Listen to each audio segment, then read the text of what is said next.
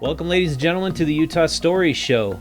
We have a very exciting program for you today. We have on the show Ari Bruening, who is the president and CEO of Envision Utah. Envision Utah is a really interesting organization because they facilitate conversations about how we best preserve our quality of life, our way of life in Utah, and practice smart growth by building walkable communities, preserving open space, a lot of the stuff we're interested in having more of, but is growing more scarce because our population is growing so quickly. So we're going to address all those challenges on the show.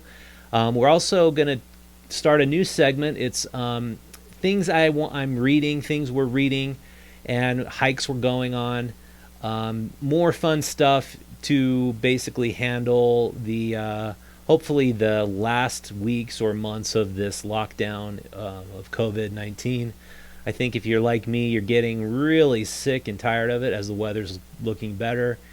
And likely you're going outside and you're doing fun things like me as well. But I'll have some good recommendations of where you can go, what you can see. And then the last segment of the program, we're going to have on our food writer, Ted Scheffler, to talk about the very best takeout options available in downtown Salt Lake City. So it's a jam-packed program.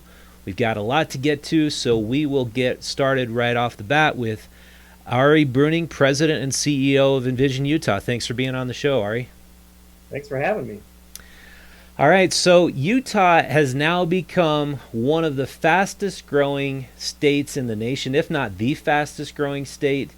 I heard Utah County is actually the fastest growing county in the nation, if I'm not mistaken. Is that right? I think among counties of a certain size, yes. Yeah, and as we're seeing the Wasatch Front basically just explode in people who want to live here, basically coming for our great jobs, our great quality of life, what are the most detrimental impacts we're seeing right off the bat? Yeah. Well, before I get to the impacts, I think you hit it right on the head as to why we grow, and that's that we have great jobs, a strong economy, and we have a high quality of life. And as long as that's what we want to have, we're going to grow. And that brings challenges. That creates traffic congestion, that creates impacts on our housing market, more demand for our housing supply. That creates air quality impacts with emissions. It means we have our limited water supplies that we've got to stretch farther. So a whole host of things we need to think about. Yeah, and I think one of the surprising things that longtime residents are seeing is the building of way more townhouses, way more dense housing, people who are living basically side by side without backyards.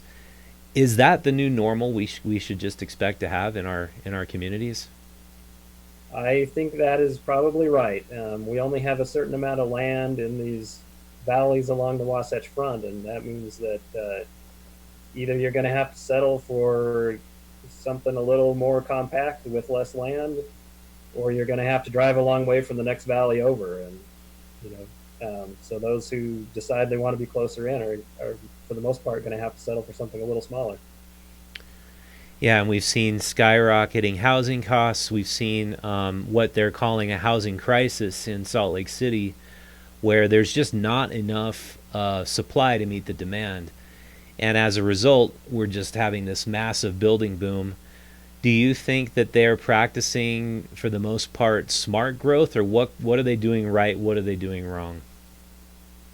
I think we've gotten better. How's that? So as we shift to more density, which I think is just natural in the marketplace, as I said, it's important to do that well. If you put the density close to jobs and shopping, or close to infrastructure like tracks or front runner or freeways and so on, then what that does is it makes it easier for people to get around, even get around without a car if they want to. And that significantly reduces the impacts on our quality of life from the growth. If you don't plan it well and just have density that's not supported by destinations nearby or infrastructure nearby, that's when you start to see the real impacts. And I think we've seen a little bit of both as we've grown. Although one good trend I'll point out is since 2010, if you look at the apartments that have been built along the Wasatch Front, um, almost half of them have been built within a half mile of a rail stop. So if you think about that, that's walking distance. And so that's a lot of people who can walk to a train and get somewhere without ever having to set foot in a car. And that's great for the rest of us who want to drive. Less congestion on our roads, less air pollution, and so on. Yeah, one of the things I've been amazed by in my own neighborhood is that when that S line was first built in Sugar House, and I saw virtually nobody riding it, and it was just this kind of really nice nature trail, but almost nobody on the trains. All along that line is now apartment buildings, and to be able to just come right out of your apartment, get on an S lane, and then go down to Front Runner or Tracks and get wherever you need to go. It seems like we're almost to the point where you could live without a car. Is that a high value priority that planners have these days, to have people live without cars? Yeah, well, at least to have the option to live without a car is huge. We always talk about the costs of housing, but the next biggest chunk of a family's budget is transportation. Owning and operating a car for a year, according to AAA, is about a $10,000 expense every year. So if you can shed a car and maybe have one car in the household rather than two, or maybe even no cars, that's significant savings. It's a quality of life impact of not sitting in your car in congestion all the time and so on. So having that option for more and more people is tremendous for a quality of life. So one of the things I'm noticing most, and I'm not sure this involves a priority of your organization, and we can go into your priorities a little bit later, but is the amount of traffic ending up in the canyons now is crazy. It's like it's really difficult to find parking spaces, even in like Mill Creek Canyon. What's the long-term solution? I mean, these canyons are probably going to run out of parking. Is that something you guys are involved with in preserving these trails and this, the scarcity of this wilderness that we have just so closely available to our city? Yeah, in the past we've done a fair amount of work on the Wasatch Canyons, and others have kind of taken up that mantle lately. And I don't know that we know yet exactly what the solution is. It could be, people have talked about charging a fee for single occupant vehicles going up the canyons and encouraging people to ride a bus instead. People have talked about taking trains up the canyons and so on. So a lot of things on the table. There have been lots of discussions as well about maybe encouraging a lot of recreational use of other areas as opposed to the Wasatch Canyons. Yeah. Mountain ranges to the west, for example. But that is definitely a place where you start to see the crowding as our population continues to grow, and I think the data shows that use of open spaces and trails has increased by something like 100% since we've all been on lockdown. So we're really starting to see it. Yeah, and I mean, I get it. I go up there constantly, especially with the lockdown. It's our sanctuary to get up there and see how beautiful it is, and it's actually super nice to see a lot of people on the trail who are really happy to be there, and but it's just like it's a scarce resource. It's a finite. There's a finite amount of space on the trails, and you just wonder how are we going to deal with it if our population doubles and there's twice as many people who want to be in those canyons in a day, and they just increased the cost per vehicle in Mill Creek Canyon from $3.50 to $5, which I was surprised to see. But what are Envision Utah's main priorities as an organization to see develop as we grow as a population and as our cities and towns along the Wasatch Front grow? Well, we've done a lot of interviews with Utahns to understand what they want, and what you can kind of boil it down to one word, and that's options. So they want a wide range of housing options, depending on what you can afford and what stage of life you're in. A wide range of transportation options. So uh, it's convenient not just to drive a car, but also to walk or to bike. Um, and as we've worked with transportation agencies to model different scenarios for the future, what seems to deliver what people want the most is what we would call mixed use centers. So think of kind of the walkable main streets that we used to build. You can think of any pioneer town; they all have this little walkable main street. Um, think of downtown Ogden or downtown Provo, or even at a smaller scale, downtown Midvale. And it's a place where you have housing, you have shops, you have employment, all in one location where you don't have to drive from one to the other. And as we build more of those and space them around throughout the Wasatch Front, then what that does is it makes it more walkable for everybody. But it also means that you have destinations close to home, so that even if you're not going to walk, you can drive a shorter distance. And that saves you money, that saves congestion on the roads, that reduces air pollution, and so on. And so every time we talk to cities and developers, we always talk about these mixed-use centers and building more of them. And think about being able to send your 12-year-old out the door to buy an ice cream cone on foot and feeling like they'll be safe. That's the kind of environment we're looking for. Yeah, and it's interesting how my wife's from Europe. We deliberately moved to Sugar House for the reason that we could walk to go to so many places. We wanted to be on foot to go get gelato ice cream, to go do grocery shopping, to go to the post office, and go to bars and restaurants. And so we chose Sugar House deliberately because that was really the only game. And then you see places like Daybreak, which is kind of beginning to get back to that model. But it seems like by and large, the way modern communities are planned and developed is that they're not thinking about the pedestrian. The primary focus is automobile travel, and then if maybe a second thought after a few years is, let's put in some sidewalks so people can actually walk around. But there's not a lot of walkable destinations built into new communities that I can see. Why is there that lack of forethought and planning going into building these new communities? What's going on there? Well, what happened was after World War II, we started to design around the automobile. And then we also started to use zoning much more strictly to separate uses, so separate the houses from the businesses. And then we designed around the automobile, so we built these large roads, and the smaller roads all just connect to the large road. You can't get anywhere on the smaller roads. And that created an environment that was pretty convenient to drive in, but if you want to walk or bike, you're going to take your life in your hands. And as we grow and add more and more people, then it doesn't even become convenient to drive anymore because of the traffic. And we're starting to see more and more planning and development that's getting back a little more to the way things were, with a little bit better mix of uses and so on.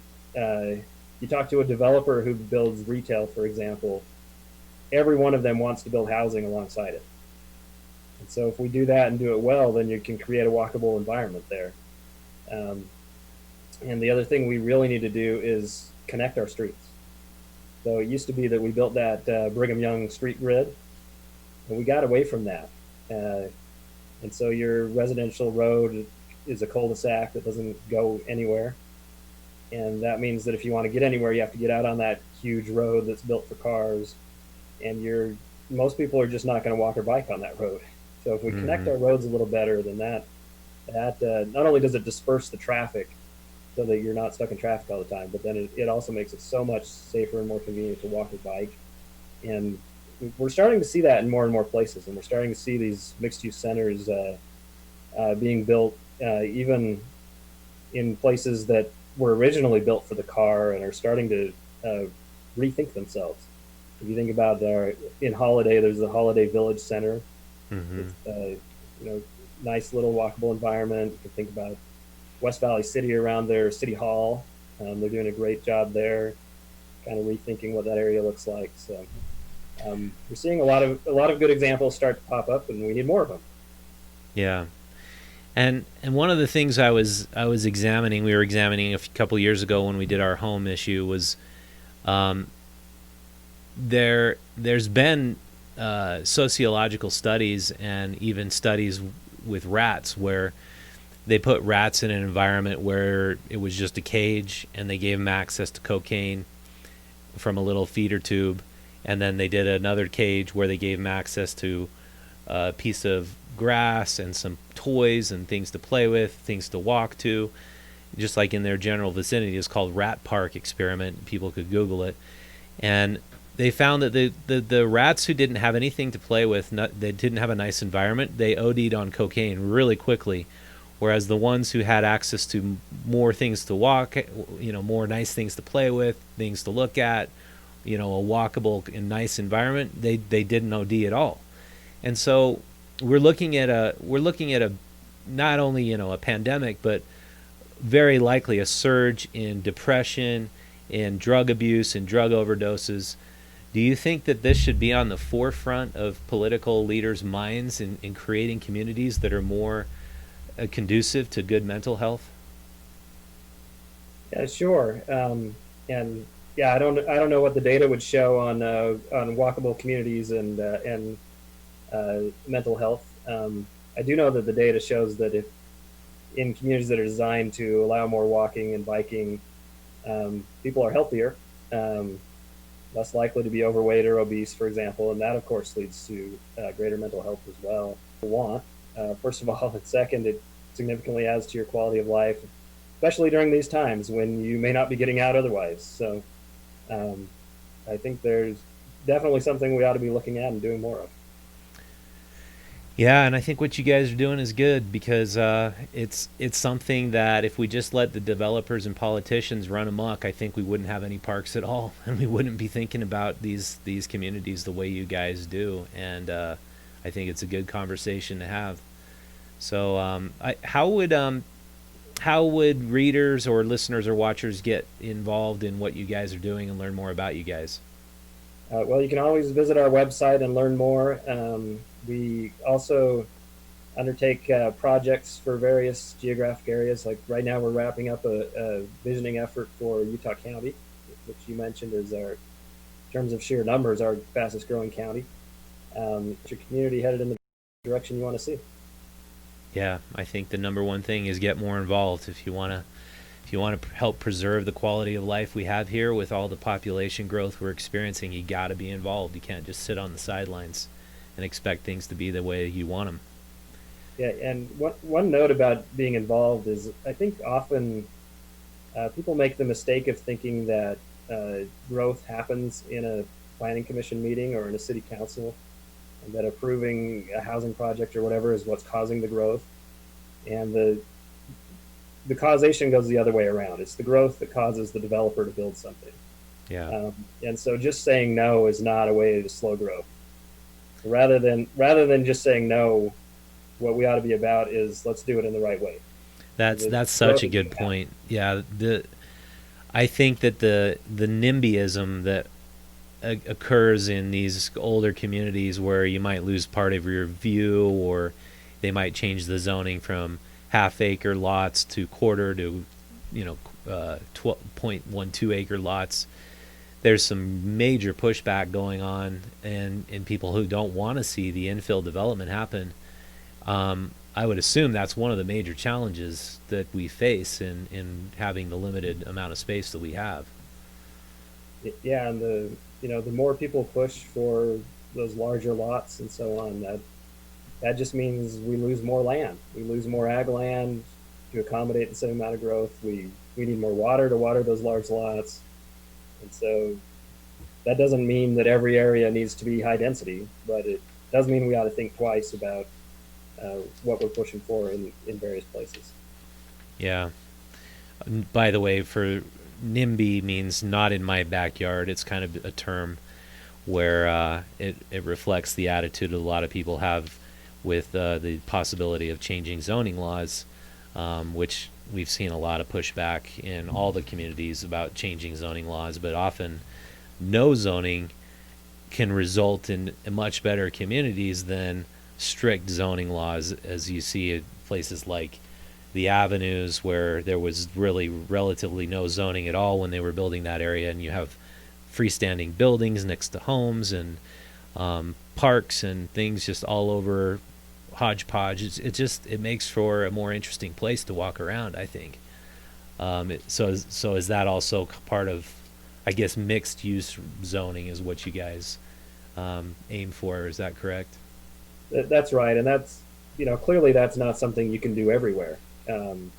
There, there's only so much retail that's going to be built, for example, and that's actually declining because of online shopping. And so we just need to be strategic about where we put it so that it's highly accessible to people and people can walk to it. And, for those who want their single family suburban neighborhood, there's a place for that as well.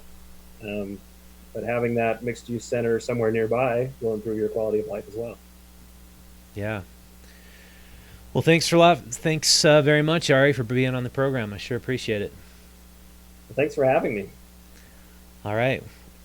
That is Ari Bruening, President and CEO of Envision Utah. You can check out Envision Utah at, is it envisionutah.com? .org. .org. All right. Now, next on the program, we're going to talk about curbside dining picks from our food writer, Ted Scheffler. He's going to be giving you a great selection of places that have opened up who are really killing it with their curbside dining options. And we will tell you all about that right after this message from our sponsor, Utah Stories. The Utah Stories Show is brought to you by Canyon Meadows grass-fed beef. If you haven't tried pasture-raised beef, you need to try Canyon Meadows. So their ranch is located in eastern Utah in beautiful Altamont. Visit cmrbeef.com to stock up on ground beef, roasts, and steaks. They have pickup locations throughout Salt Lake City.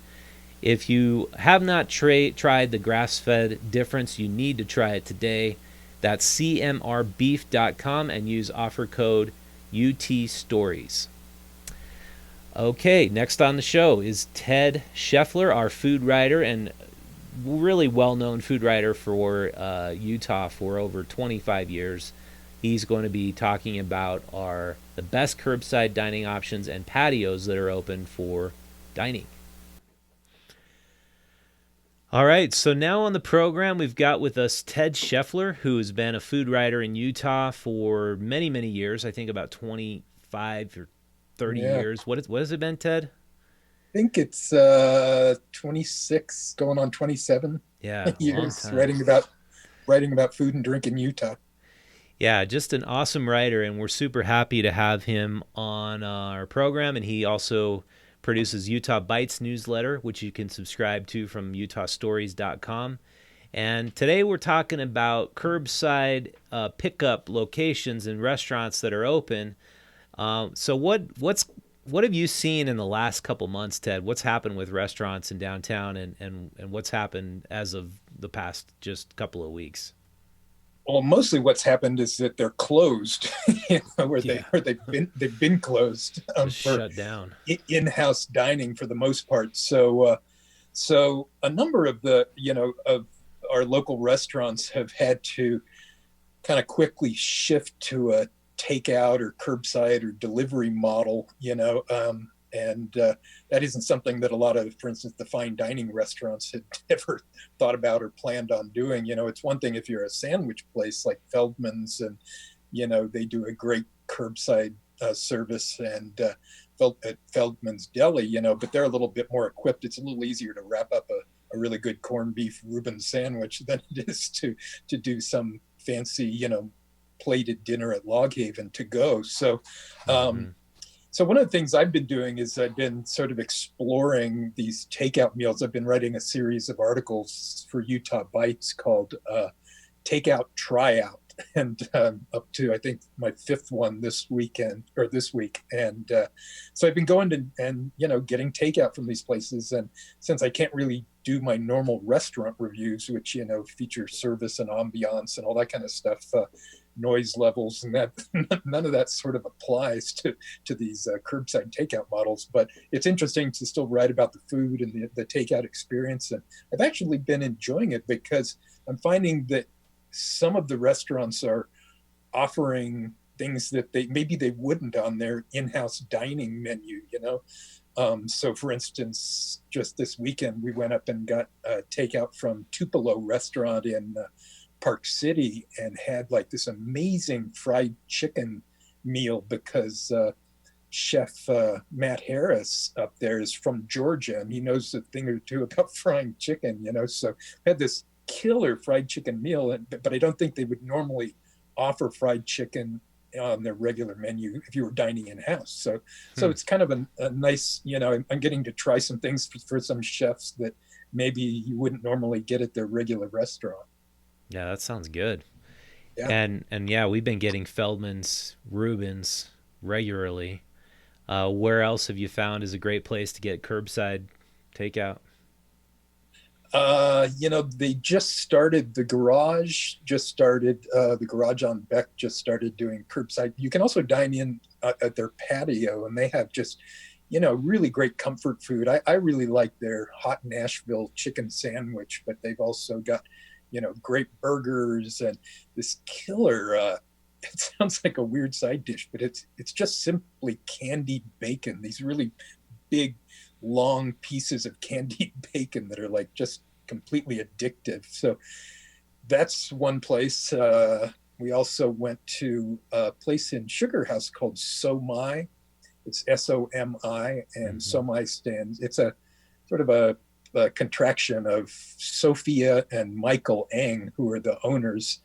And so we got some really, really good takeout kind of Asian food. Mostly, it's a lot of their food's Vietnamese. There's also some Thai stuff on the menu and some Chinese. But I got pho to go, and we got an amazing pork dish. It was sort of this like sautéed pork with vermicelli noodles, and that was really good. So there's a lot of people, like I said, doing takeout now, and you can get everything from sushi to sandwiches these days to go. So it's kind of nice, actually. If there's any upside to a pandemic, and I don't think there really is, it's that I don't know, some people are, like I said, serving food that you wouldn't maybe normally see at some of these restaurants. And I guess the other thing is it's kind of nice to be able to take this stuff home and drink your own wine or beer or cocktails or whatever, So, yeah, eat it in your backyard. We like doing that. Right. Having a little picnic in our backyard with it. Yep. Yeah, and have you been able to find some deals too? Is it a little bit less expensive than it normally is because they're just trying to get more business coming in? Yeah, I think so. I guess it's all relative, but like the meal that we had at Tupelo was an entire fried chicken, so 8 pieces of fried chicken, and I swear the breasts were about the size of my thigh. They were huge. So 8 pieces of fried chicken, 3 side dishes. We had like smoked cheddar hominy grits. Gosh, I can't even remember what there were. Buttermilk biscuits, twice baked candied bacon. Sweet potato, God, that sounds good. macaroni and cheese, and salad and cupcakes for dessert. And it was $70 for the whole thing. And to me, I mean, it says that it's a meal for 2. This could have easily fed 3 or 4 people. Mm-hmm. And so I think that's, it's all, like I said, I suppose it's all relative, but to eat Matt Harris's fried chicken with all those sides and compostable containers that they come in is, I think, a real bargain. And about a week ago, we went up to Ogden to a place called WB's Eatery. It's owned by Amy Britt, who is also, she's the gal behind Pig in a Jelly Jar restaurants. We've had her on the podcast, actually. Yeah. Oh, great. And so at WB's, it was like dinner for two was like $41, with tip. And it was, again, it was really, really good. So I think there are bargains, and, this isn't a time when, you want the restaurants to be making a profit, Yeah. and hopefully they are, but I think that they are, charging pretty reasonable prices, to get people just to come in, and to keep them afloat. So, Yeah, I mean, what we found, we talked to the owner or the managing partner at it's a sushi restaurant downtown on State Street. I can't think of the name right off the top of my head. Sapa, and Sapa, they yeah. own Fat Fish and Sapa, and they Right. own a pho place. They have all this PPP money they have to spend so quickly, and Mm-hmm. if they don't spend that money, they owe it back to the government. So they're in a weird position where they just need volume. They need Right. customers to justify their employment levels, so they can Right. spend this money and justify having the staff that they have normally when they're open 100%. So it's kind of a Mm-hmm. weird position they're in. A lot of these Yeah. restaurants, and I think now more than ever they need us. They need more customers, they need more business, they need more people coming in, and I think it's a great time to get really fantastic food and try out new places and get really good deals as well. Yeah. I just saw that, for instance, Cafe Melisse is open now from 4 to 8 for curbside takeout. They're doing takeout dinner. And even places, fine dining restaurants like Log Haven, they just reopened for sort of limited in-house dining, and luckily they've got a big patio that they can put people on and keep social distancing going, and they're all wearing masks and gloves and all that. But if you don't want to eat in at a place like Log Haven, you can also get curbside takeout there, and they have a pretty amazing stuff, everything from like grilled bison steak and duck breast to pan-seared ahi tuna. I mean, that isn't the kind of stuff you normally think of as takeout food, I think. But they're Yeah. they're doing curbside up there out of necessity as well. So Chef Dave, Dave Jones is cooking for people in-house and people who want a scenic drive up the canyon to pick up a meal to go. That's a good reason to go up the canyon. Besides going on a Yeah, hike, go pick up some gourmet, amazing food. right. Well, thanks a So lot there for are a being lot on of the show, options. Ted. You're welcome. Happy to do it. Yeah, Go I out there and appreciate it. support our local restaurants. Yeah, it's time to go out and spend some money with restaurants. Use your For sure. stimulus money, or take a trip up the canyon, or go to Feldman's or Cafe Melisse or some of these other ones around that you haven't tried before. And it's just, it hasn't. There's never been a better time, and we've got to keep these local restaurants alive because it's just been a very devastating impact on them. What's happened with COVID. So I would highly recommend everybody watching or listening go to utahstories.com and subscribe to Ted's newsletter, Utah Bytes. It comes It's out free. every Friday. It's What's free. that, Ted? Yeah, It's free. The it's subscription absolutely costs free. you zero. And it will be all about the very best places you can go out. And Ted's an amazing writer, and we're lucky to have him as one of our Well, contributors thank with you. Utah Stories. And so go check it out, and you will not be disappointed. All right, so coming up next, we will be talking about some trail picks and some book picks. That will be after I read this message. The Utah Stories Show is brought to you in part by Yoshi's. Yoshi's new location in downtown Salt Lake City has some seriously awesome fast casual sushi. They've been legendary in the food truck scene in their location in Murray for years. Now they have a great new location right in the heart of downtown on Broadway.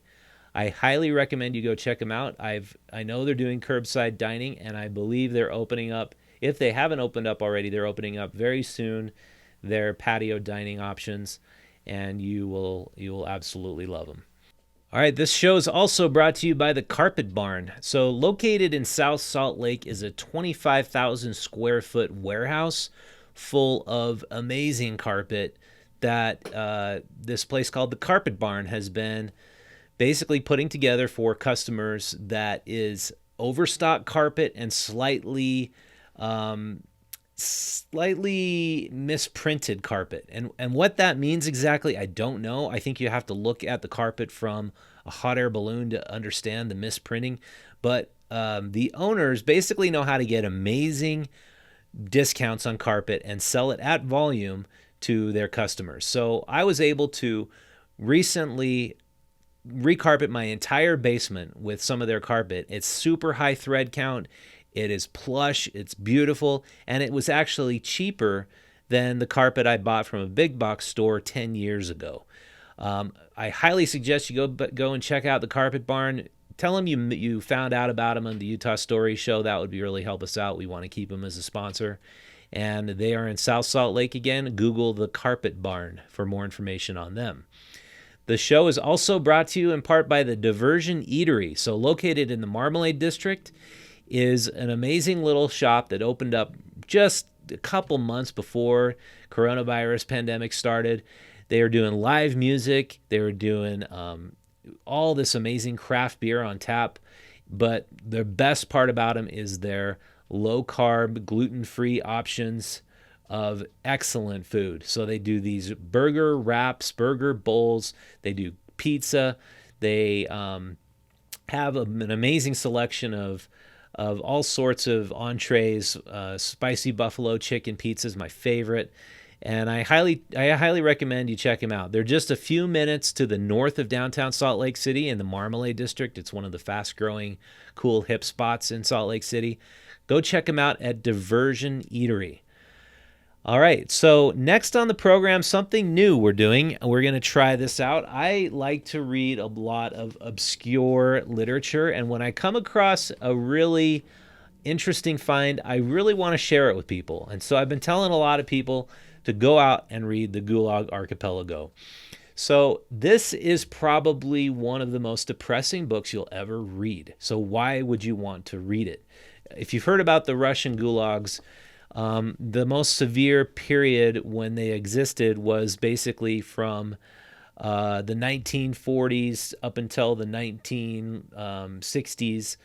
So Joseph Stalin realized that there was a big problem with his worldview in implementing Marxist ideology and communism, and in that he couldn't feed the people. When farmers did not own their farms and they were basically government serfs, they would not be productive. There wasn't enough food. And so the result was people had to go to prison or be killed. So millions of people were killed in these Gulag prisons. All of this history was attempted to be covered up by the Soviet Empire. Joseph Stalin did not want this getting out. But Alexander Solzhenitsyn, the author of this book, was in one of these camps for 10 years after serving in the Russian military. He wrote and memorized the manuscript while he was in prison. And every day he would recite the manuscript to himself and add on to it. So when he got out of prison, he was able to unload this massive amount of information about what was happening in these gulags. So the Gulag Archipelago refers to a series of prison sites that is dotted around Russia and the former Soviet Union. And they were prison camps that housed hundreds of people. They were labor camps in many times, and they basically worked people to death. So why would you want to read this book? One of the things that I think we lose sight of in our modern world, especially when times get difficult like they are now, is how much difficult they were in the past. I mean, can you imagine being picked up, being told you need to confess to something so they can justify throwing you in a gulag for the next 10 or 15 years of your life and or being killed in one of these prisons? Life today is better than it's ever been in the history of mankind. We have this suicide epidemic that is actually far worse than the coronavirus pandemic. We will see far more people killing themselves in the next year than we will see dying from coronavirus. And that's just a fact. For every percentage point of increase of the unemployment rate, there's a 3 percentage increase in suicide. If you don't appreciate your life, what you have, what we have to offer in our society, while this is about the most depressing book you will ever read, I believe it's effective to get out of depression by reading about how much worse things can get. And I think it's part of history that I never studied. I was always a great student of history. It's always my favorite subject in school, but I knew absolutely nothing about the whole history of Russia, of how basically Tsar Alexander and his monarchy were overthrown by the Bolsheviks, the Bolshevik Revolution, and how Lenin and Stalin became, extreme Marxists, and they wanted these Marxist ideologies to work. They wanted to eliminate God and create the state as God. And it's very good to understand. It's a really interesting time period, and it really gives a lot of context when you see, somewhere between 10 to 50 million people were killed in these prison camps over a period of about 50 years. So go check it out, the Gulag Archipelago. You will get an amazing perspective on your life and on history by reading it. All right, and now the last new segment we're introducing is trail picks. I want to tell you about my favorite go-to trail in Mill Creek. I'm hesitant to tell anybody about it because it's already very, very crowded, especially on the weekends. So I highly recommend you go on a weekday and you go early in the morning. But they just redid the parking lot at the trailhead of Rattlesnake Trail, which leads to the Pipeline Trail up Mill Creek Canyon. They just increased the rate for vehicles, as I said earlier, from $3.50 to $5. I get an annual pass. I guess it's $50 now. But this is such an incredible trail, and here's some photos from it. I take my dogs on this trail. Once you get up to the pipeline, it's basically a straight shot where you're going along this former pipeline that existed, and you can go all the way to the back of Mill Creek Canyon, past Log Haven, which is below you. You keep going along it, and I think you can all end up to Mount Air Trailhead. But it's just such an amazing run right now that it's so green. All the flowers are blossoming. You see the wildflowers on the trip. It's super dog friendly. You have to only allow your dogs off leash on odd number days. On even number days, you got to have them on leash. It gets crowded at times, but you don't actually feel the congestion on the trail. So I'd highly recommend, if you're looking for a good COVID break from your daily routine, head up the canyon, go to Mill Creek Canyon, and check out the Pipeline Trail. You can start it from the Rattlesnake brand new parking lot, which is down at the bottom of the canyon, or you can go further up and not have to go up the real steep part and get right on the pipeline, which is just past Log Haven restaurant, and it's awesome. I love it. So, all right, that concludes this episode of the Utah Stories program. Just one little note and a bit of housekeeping. We are still planning on having our Brewers Fest. Our big, huge craft beer festival is on track for July.